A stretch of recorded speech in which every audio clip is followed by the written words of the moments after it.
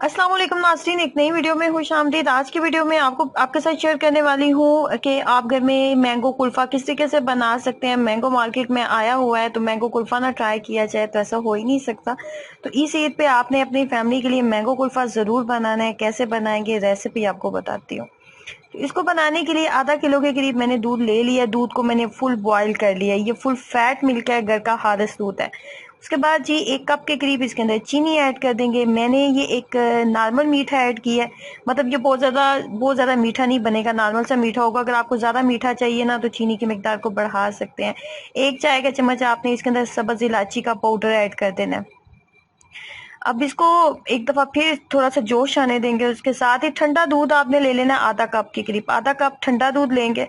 उसके अंदर 2 बड़े खाने के चम्मच मैंने मैंगो कस्टर्ड पाउडर ऐड किया है। मैंगो फ्लेवर में हम बना रहे हैं तो मैंगो का ही इस्तेमाल आप कस्टर्ड का करेंगे।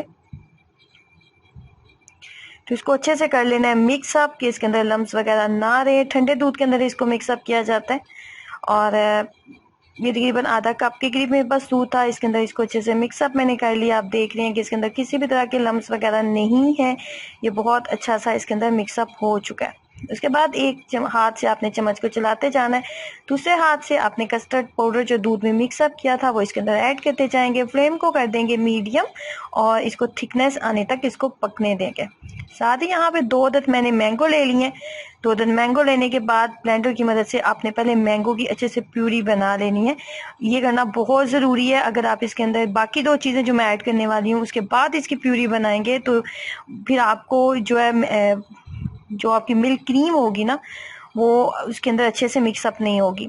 यहाँ पे 1 कप के करीब मैंने मिल्क पाउडर लिया है और उसके बाद एक जो दरमियाने साइज का पैकेट होता है ना मिल्क क्रीम का, वो मैं इसके अंदर ऐड कर रही हूँ।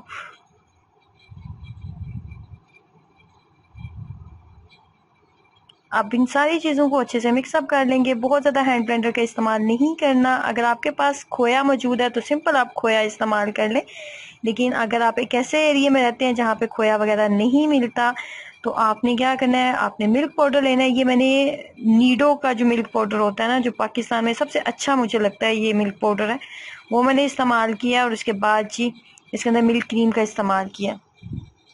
सारी चीज़ों को अच्छे से कर लेंगे मिक्सअप। सारी चीज़ों को अच्छे से मिक्सअप करने के बाद यहाँ पे आपने एक गलती बिल्कुल भी नहीं करनी, वो ये है कि जब आपका कस्टर्ड रेडी हो चुका है ना, ये देखें रेडी हो चुका है, उसके बाद आपने कम से कम 1 घंटे के लिए इसको छोड़ देना है ताकि ये अच्छा सा ठंडा हो जाए।